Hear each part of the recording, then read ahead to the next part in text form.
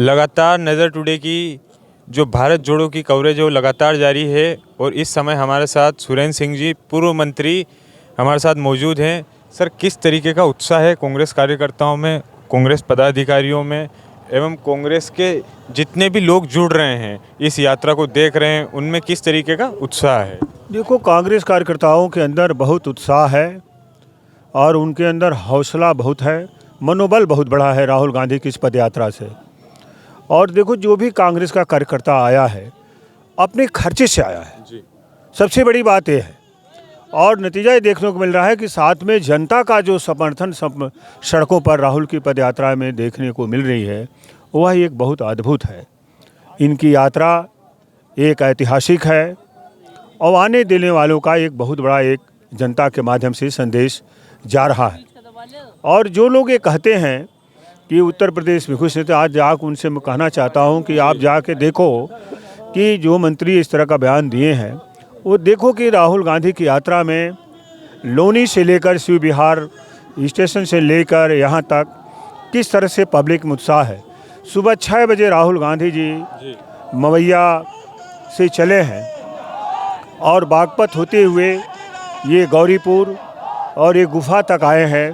कितना रोड पर पब्लिक सुबह इतनी कड़ाके की ठंडक में और खड़ी है, किसान मजदूर नौजवान रोड पर खड़ा है और वह संदेश दे रहे हैं कि जो देश में एक नफ़रत की जो दीवार खड़ी की जा रही है, ये कैसे प्यार और मोहब्बत की नफ़रत खड़ी की जाए।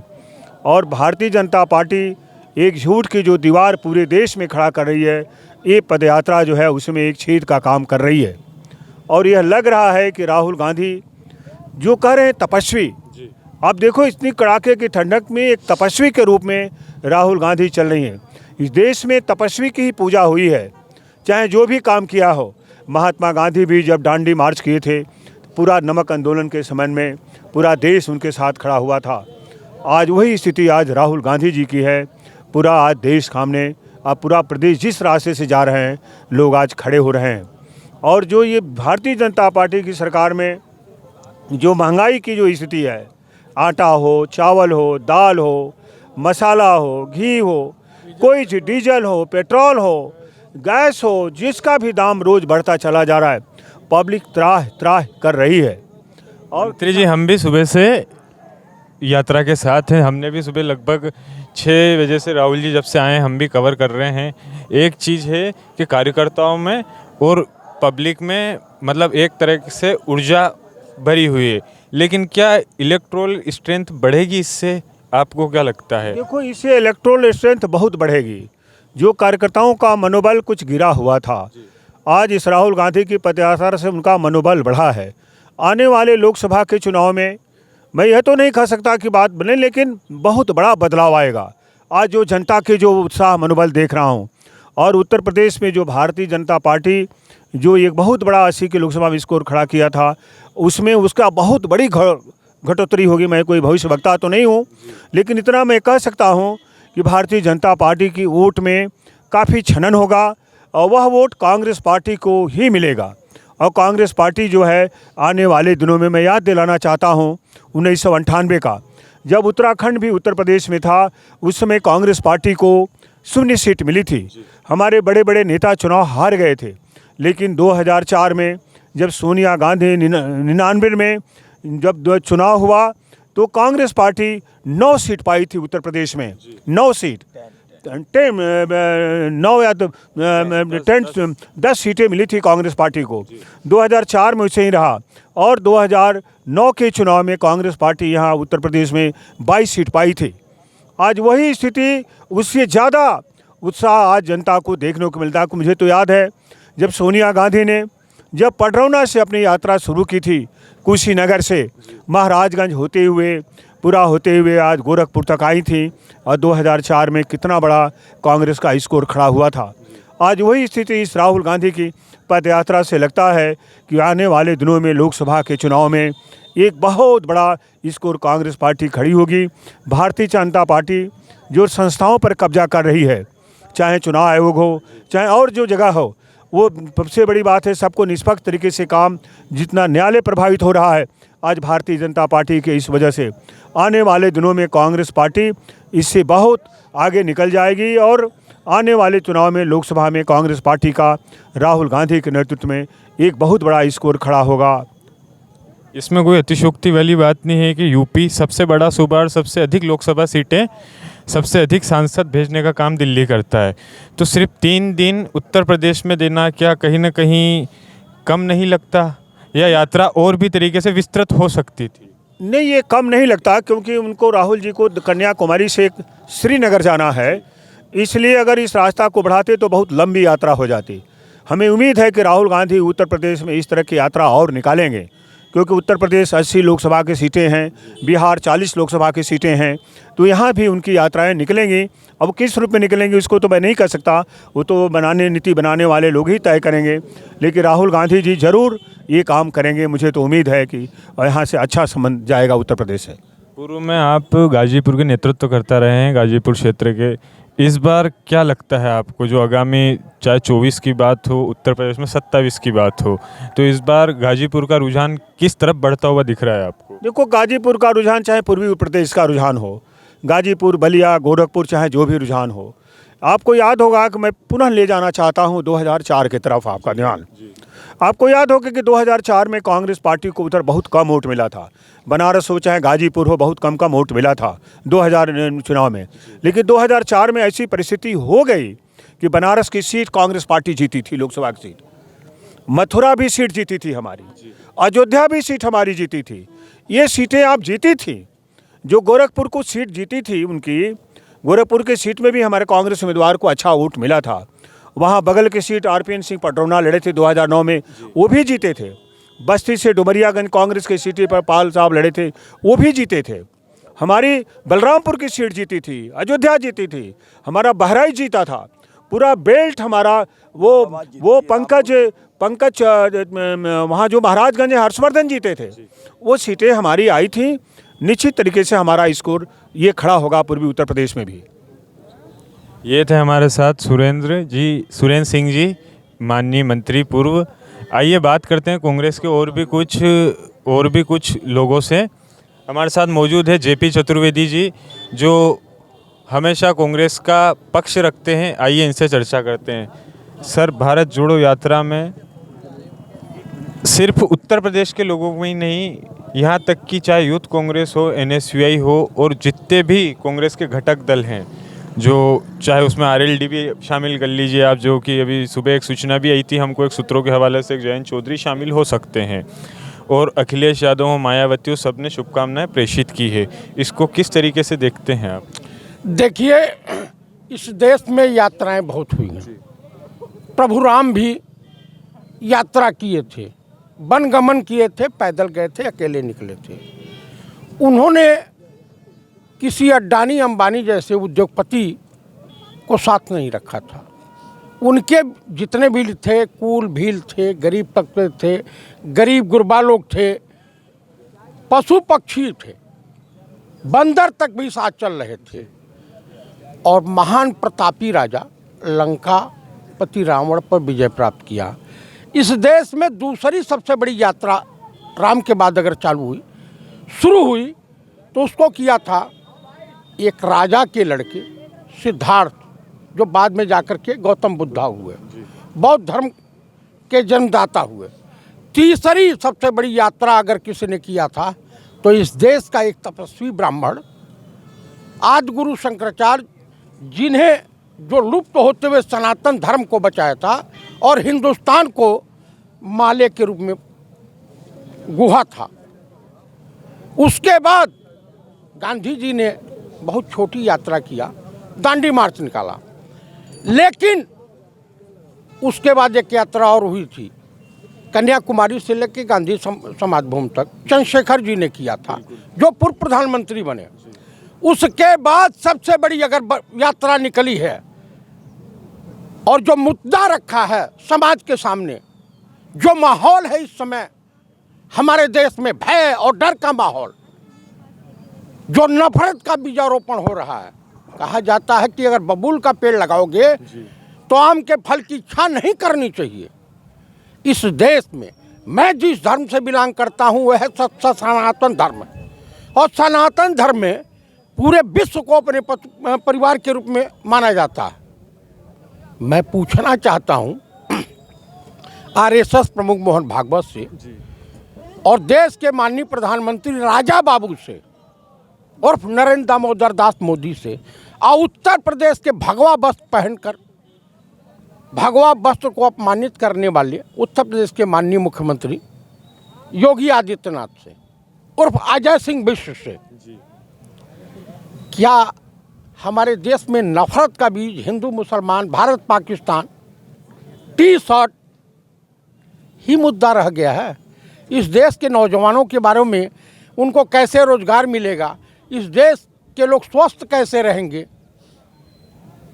इस देश का विकास कैसे होगा, आर्थिक रूप से जो देश धरातल में डूबता हुआ चला जा रहा है, दलदल में समा रहा है और कुछ चंद पूंजीपतियों के हाथ में देश की जमा पूंजी आ गई है। क्या देश का कल्याण इसी से होगा? बिल्कुल नहीं होगा। राहुल गांधी का जो मकसद है, पंडित राहुल गांधी का जो मकसद है, वो मकसद है कि इस देश में जो नफरत रूपी दुकान चल रही है तथाकथित लोगों का, आरएसएस वालों का, बीजेपी वालों का, वो बंद होनी चाहिए।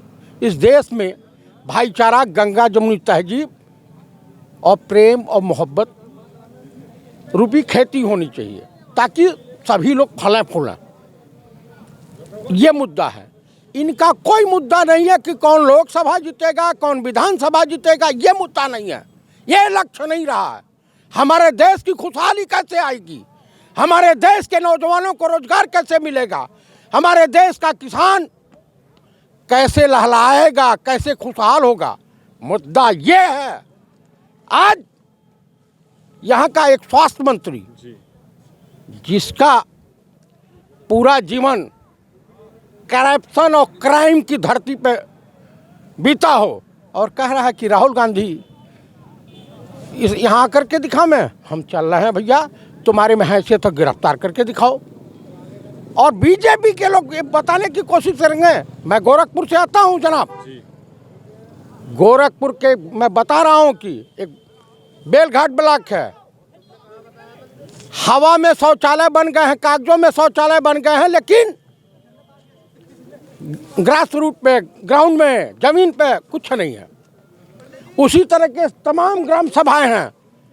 आप गोरखपुर के विकास की बात करेंगे, एम्स कांग्रेस गवर्नमेंट की देन है, बाबा राघव दास मेडिकल कॉलेज कांग्रेस की देन है, सब कुछ गोरखपुर का विकास।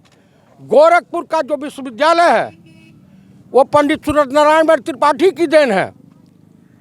और वहाँ दीनदयाल विश्वविद्यालय लिख रहे हो, दीनदयाल का इस देश के या गोरखपुर के विकास में क्या योगदान रहा है?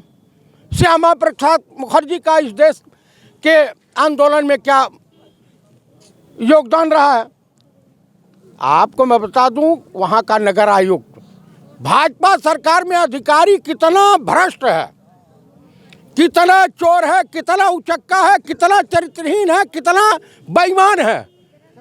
योगी जी को वही मंजूर है।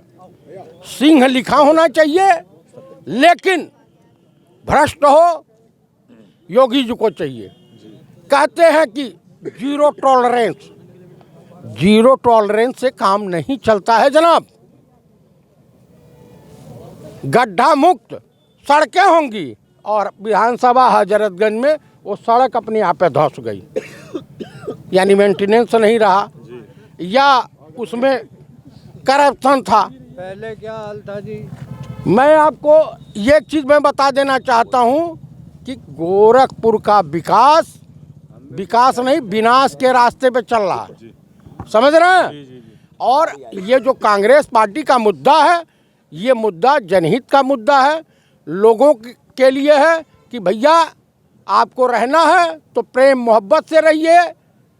मंदिर मस्जिद, हिंदू मुसलमान, भारत पाकिस्तान इस देश की समस्या नहीं है।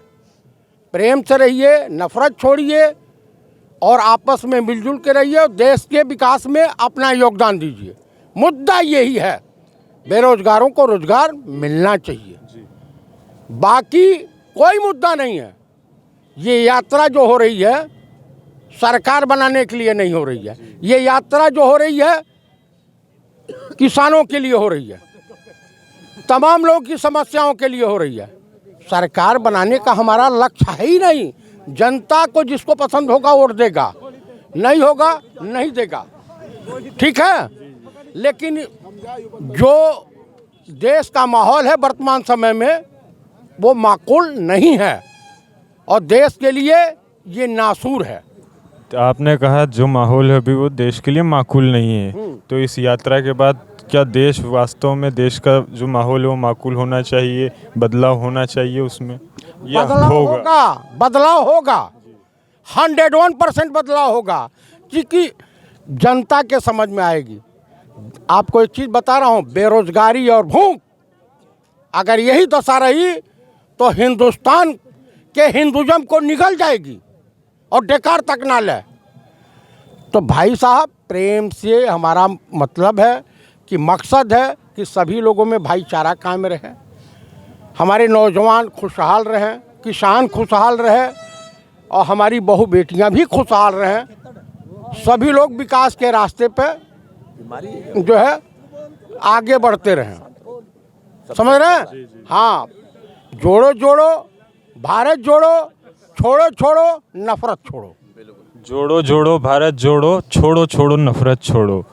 ये थे हमारे साथ जेपी चतुर्वेदी। और भी ऐसे कार्यकर्ताओं से हम बात करेंगे कि किस तरीके से उत्साह, और इतनी ठंड में भी, कड़ाके की जो ठंड है उसमें भी जो संख्या है कार्यकर्ताओं की उसमें कोई कमी नहीं है। और पश्चिमी यूपी की जब आप बात करते हैं तो कहीं ना कहीं इसको एक जाट लैंड एरिया कहा जाता है, इसकी पहचान एक अलग है और किसानों से ही क्षेत्र की पहचान है। सर, शुभ नाम आपका? श्री राम मौर्य जी पूर्व सचिव उत्तर प्रदेश कांग्रेस कमेटी। जी, हम सुबह से ही भारत जोड़ो यात्रा में हैं। सुबह लगभग जिस तरह 6:15 से राहुल गांधी जिस तरीके से आए हैं, ठंड में, मतलब कोहरा इस कदर था कि सामने कुछ दिख भी नहीं रहा था, फिर भी हजारों और सैकड़ों कार्यकर्ता उनके साथ लगे थे। उत्साह की कोई कमी नहीं थी, ऊर्जा की कोई कमी नहीं थी। लेकिन एक प्रश्न जो उठता है, क्या इस यात्रा के बाद जिस भारत को राहुल गांधी जोड़ने के लिए निकले हैं, क्या वो तस्वीर स्पष्ट हो पाएगी? क्या वो जुड़ता हुआ भारत दिख पाएगा? देखिए, भारत तो एकता के सूत्रों में है, लेकिन भारत के अंदर जो नफ़रत के बीज या नफ़रत की खेती बोई है भारतीय जनता पार्टी ने, भाई भाई से लड़ा दिया, हिंदू मुस्लिम से लड़ा दिया, पति पत्नी से लड़ा दिया। ये है हमारा भारत को जोड़ने का मुख्य लक्ष्य। हमारा टारगेट है कि भारत की जनता खुशहाल रहे, भूखी ना सोए, उसको रोज़गार मिले, हमारा किसान को उसके फसल का उचित मूल्य मिले, रोजगार दैनिक मजदूरों को अच्छा रोजगार मिले, ये हमारा मुख्य उद्देश्य है। लेकिन इसके साथ साथ इतना ही नहीं है, जी बताइए। इतना ही नहीं है कि क्या नहीं होगा। जाट लैंड ने हमें, जहाँ से ये यात्रा चालू हुई है, गाजियाबाद, बागपत, बड़ौद, शामली, हमें कई बार कांग्रेस पार्टी को अपनाया है और कई बार हमें नकारा भी है।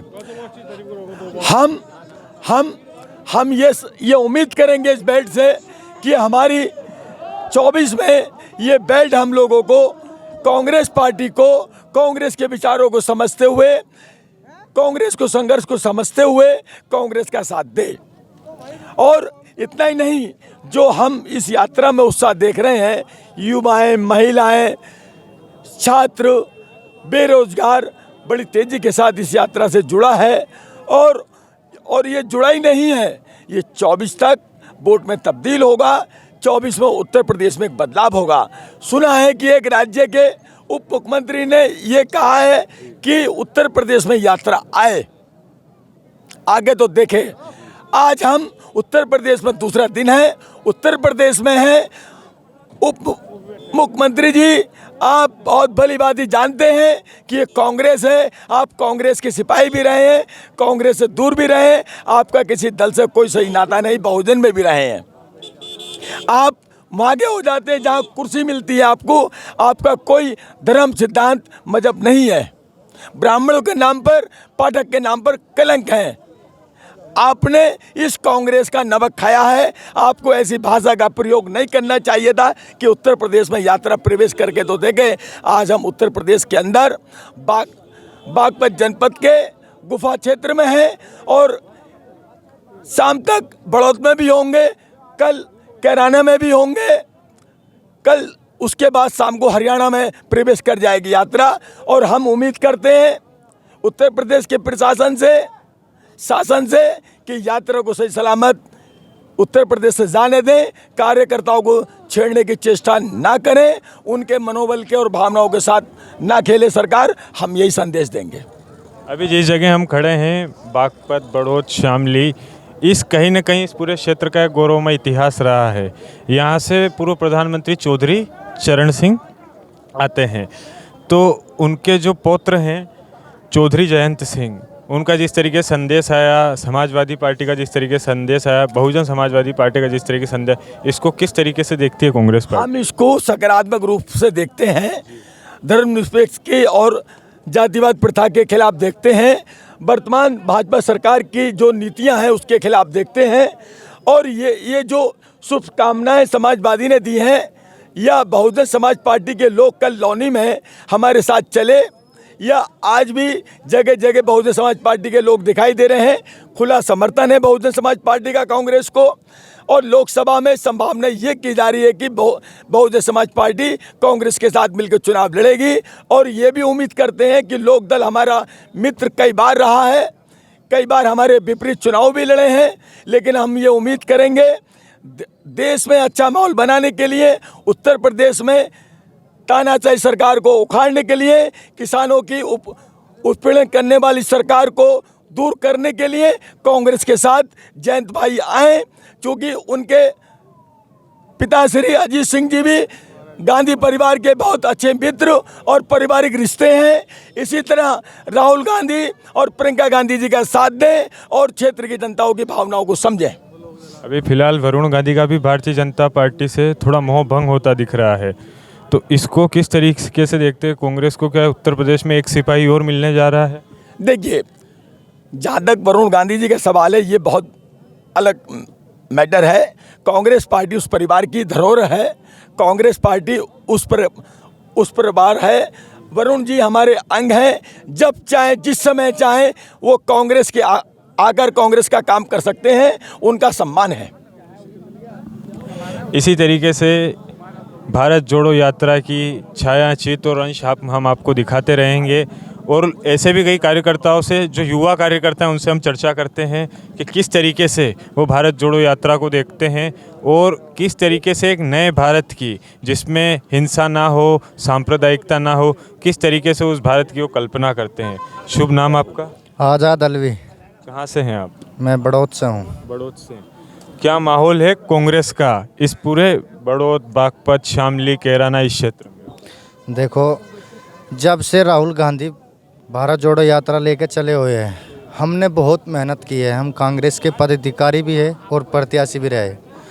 हमारा मकसद है सिर्फ हमें अपना भाईचारा, बहुत ही ज़्यादा यहाँ जाट समाज है, ये बाहुल्य समाज है। यहाँ पे बागपत सीट जो है जाट समाज की है। हम यहाँ पे कांग्रेस से भी प्रत्याशी रह चुके हैं। देखो, कांग्रेस का यहाँ पे कोई वजूद नहीं था 32 साल से। 32 साल पहले कांग्रेस थी यहाँ पे, 32 साल बाद फिर लौटी कांग्रेस। अब देखो, जब से राहुल गांधी इस भारत जोड़ो यात्रा को लेके चले हुए हैं, जब से हमें दिख रहा है आने वाले 24 में प्रधानमंत्री बनेंगे राहुल गांधी जी।